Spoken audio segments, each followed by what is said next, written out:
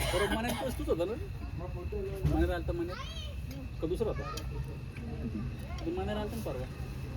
तर हा आपल्या भागातला विषारी जातीचा साप आहे. मराठीमध्ये घोणस, इंग्लिशमध्ये रसल स्वायपर या नावाने ओळखला जाणारा हिमोटॉक्सिक हेवेनम असतं. ज्यावेळेस या सापाची बाईट होते त्यावेळेस ह्याचं विष आपलं ब्लड घोटवण्याचं काम करतं.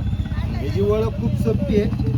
तर हा पॉईंट करून बसल्यामुळं त्याला ओळखणे बी खूप सोपं आहे, कारण ह्याचं हेड त्रिकोणी, हेडपासून ते गोल गोल कलरची अंगापर्यंत पूर्ण काळी माळ असते आणि ही वॉर्निंग करताना आवाज देते.